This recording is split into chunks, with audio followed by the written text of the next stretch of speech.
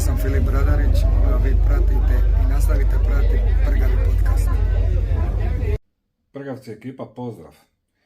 Evo nas u analizi utakmice ovako na prvu, još nisam odgleda ponovo reprizu utakmice, pa ću ovako iz glave. Šta sam zapazi, sutra ću u live-u, kad odgledam snimku, to malo podrobnije izanalizirat. Pretpostavljam da će ići kroz popodne, ali nemojte me uzimat za riječ, muči me neka alergija, pa kad bude bit će. Uglavnom, poraz u Varaždinu, taktička lekcija Šafarića Garciji opet. Znači, nama protivnik praktički ne treba. Mi sami sebe pobjedimo. Onaj famozni build-up u kojemu se mi svaki put zapletemo, protivnik nas pusti, da mi to jednostavno odradimo, da mu pomognemo, ne moraju se ni truditi. To je toliko ajme da, ja ne znam, jednostavno ne vidim smisla u tome, ali to sam ja, a ja nemam pojma, jel da? Uglavnom, Varaždinci su stali u srednji blok i čekali naše greške, ko kako rade i mnogi, jer smo mi odavno pročitana knjiga. Znači, Garcia je iznenadi sa par igrača u prvoj momčadi, čak ne toliko sa Livajom koliko sa Gabrićem. I sad meni nije jasno gdje je Skelin, otkud je sada iskopa Gabrića i ubaci ga u Varaždinu u prvu momčad. I Del Moral od prve minute, za kojega je rekao da ulazi u ritam i da zaslužuje sve više minuta, međutim očekivao sam ga kroz drugo poluvrijeme, ne odmah od početka utakmice, ali ok, to je njegova odluka. I govorim, to mi jednostavno, to pogotovo sa malim Gabrićem nije jasno, odnosno sa Skelinom, ali nagledali smo se njegovih egzibicija sa ubacivanjem, pogotovo mladih igrača, koje on eto tako fenomenalno razvija. Ja tvrdim da ih na taj način uništava, ali govorim sutra u live o tome. Znači, mi smo imali toliko krivih dodavanja u prvom poluvremenu da je to bilo gadljivo gledat. To, brate mili, oni početnici pioniri ne rade toliko krivih dodavanja koliko smo mi imali krivih dodavanja. Opet smo bili spori i tromi. Znači, kad god bi mi odradili neko sporo i krivo dodavanje, ovi bi nam udrili pressing, di bi nam bilo ajme. Nešto slično ko i na Cipru. Znači, ono šta ja pričam svo vrijeme, ponovo mi izgledamo sporo, zato jer nam je igra nemoguće spora.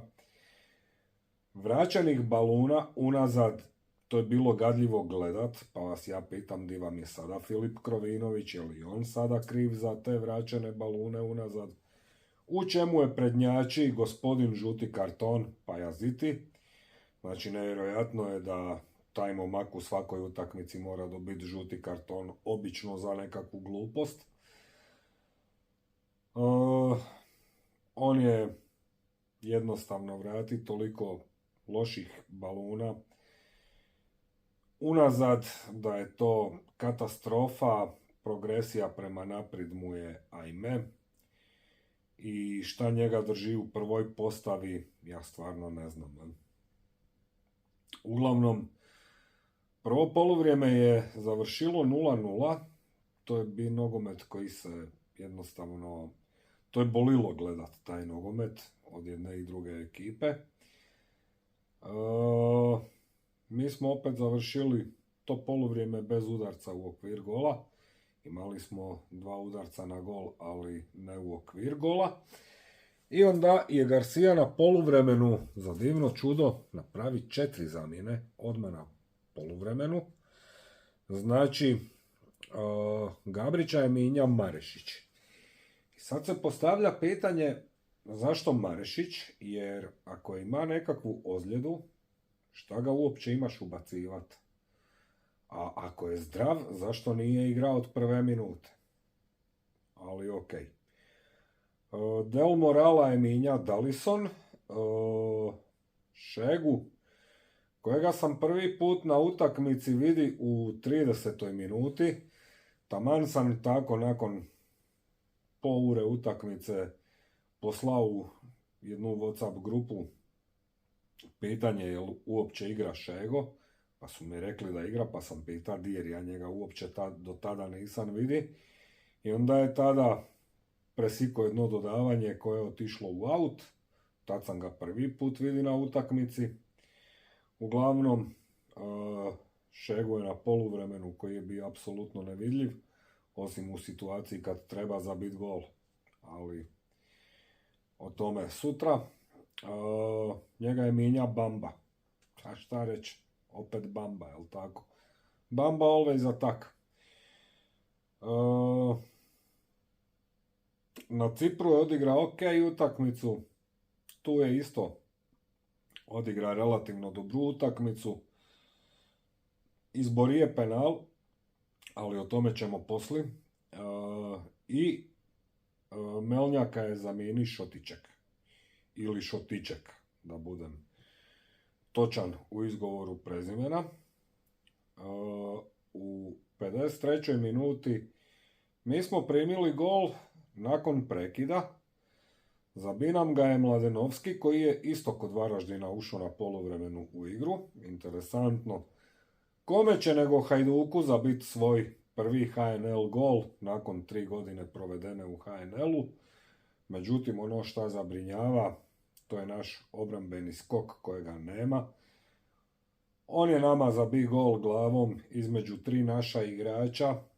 Naši stoperi ne znaju, jednostavno ne znaju skočiti i odnit balun glavom. Muči ih procjena led baluna, sve ih muči. Šta reći na to? Uglavnom, rezultatski minus, međutim, 3 minute poslije Puki nakon jednog solo prodora zabija lip gol sa vrha 16 metara u drugu stranu, u suprotnu malu mrižu. I taman pomisliš, evo, vratili smo se, 56. minuta je, sad možda i preokrenemo nešto, hladan tuš, u 62. minuti, ono šta su naši igrači izveli, onaj pokušaj dodavanja, pa onda pogodi svog igrača, pa se onda od njega odbije balun u prazan prostor na kojega natrči Mamić, koji ga plasira pokraj Silića za 2-1. Jednostavno, tako Hajduk. Uglavnom, mi smo tu nešto napadali, imali nekakvu inicijativu, ali to je sve više manje bilo poprilično jalovo, po meni. Sve to nešto kružilo oko 16 terca, međutim, ništa konkretno. I onda, obzirom da sam rekao da je Šafarić taktički očitao lekciju Garciji, u 85. minuti Šafarić radi ono šta Garcia nije napravio na Cipru, odnosno Šafarić vadi Tavareša i ubacuje stopera. Jednostavno zatvara utakmicu, čuva tih 2-1 i to jednostavno tako ide.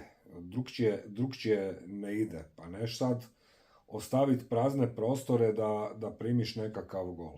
Iako su na kraju oni i mogli primiti gol, Bamba ima jedan prodor u 16 terac, di je zakačen, srušen, međutim Kolarić njemu odmah daje žuti karton za simulaciju, za iznuđivanje tog penala. Bamba je, doduše, malo prenaglasi taj pad, međutim, bilo je jasno vidljivo da ga je kolinom Varaždinov igrač zakači za njegovo kolino i sruši, odnosno zaustavi u prodoru, to je čisti penal. Ono što je nejasno je da Kolarić to nije vidi, a bije tu u neposrednoj blizini. Ja ne znam da li je bilo 2 metra od njega. Međutim, ponovo Hajduk jednostavno odmiče konkurenciji. Stvarno je svjetski rekorder u broju penala kojim sudac nije svira, pa ga je VAR prepravio, pa je Hajduk na kraju dobi penal, kojega je Livaja promaši ili mu ga je Silić obrani. Livaja ima dva načina pucanja penala, jedan je Panenka, a drugi je da puca doli livo. I to su ga jednostavno već svi pročitali. A nakon onog penala na Poljudu protiv Lokomotive, kad mu je Čavlina skinu Panjenku, kad ga je razapelo na križ, da šta se on tu sprda, glumi nekakvog facu, čovjek je odustao od tih Panjenki i uvijek puca doli livo. Šta je i Silić rekao nakon utakmice, da su oni analizirali izvođenje Livajinih penala i jednostavno se odluči baciti u tu stranu i obrani mu je penal. Tu se ne treba nešto previše ni na dodatni oduzet. Da li smo mi zaslužili kako smo izgledali taj drugi gol? Pa i jesmo i nismo, ovisi ko kako gleda. Uglavnom, utakmica je završila pobjedom Varaždina 2-1. Zasluženo, nezasluženo, opet ko kako gleda. A nakon utakmice je Garcia izjavi da on vidi napredak. Znači, čovjek je tu već 400 dana, 3 prijelazna roka, ja ne da ne vidim napredak, ja vidim da je to sve lošije i sve gore. Po pitanju Nike Sigura, koji uopće nije ni išao u Varaždin, je rekao da je takav bio dogovor, da je on nakon svjetskog prvenstva otišao sa ekipom na Cipar pomoći utakmici sa Pafosom, pa da su mu rekli dati poštedu od ove utakmice, jer već u četvrtak imaju utakmicu sa Žalgirisom, ponovo ih čeka put.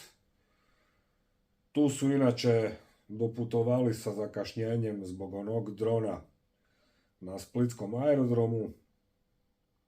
Vadice na umor mi je deplasirano. Previše su plaćeni da bi se vadili na umor, previše su plaćeni da bi se onako dodavali. Kako se dodaju, to su nekakve elementarne stvari, nogometne vještine koje se savladavaju u Pionirima. I kad meni Garcia priča, ne meni nego nama, da on vidi napredak, ja mogu samo postaviti pitanje, sinko, di ti to vidiš napredak? On govori da smo u drugom poluvremenu zaslužili pobjedu, mi smo u drugom poluvremenu primili 2 gola kakva smo primili. Ponovit ću, da li smo zaslužili, nismo zaslužili, kako si ko to protumači. Međutim, super mi je njegova konstatacija da mi na bačene balune ne skačemo. Ma daj, ozbiljno. A daj, molim te, nam objasni ko je dove Marešića i Van Horembeka, Marešića na kojemu je on inzistira, i Van Horembeka koji je doveden valjda u dogovoru s njime, jer ko šta znamo, on je sam rekao da sportski direktor treba biti takav da surađuje sa trenerom, odnosno s njime, to mi je isto fantastično.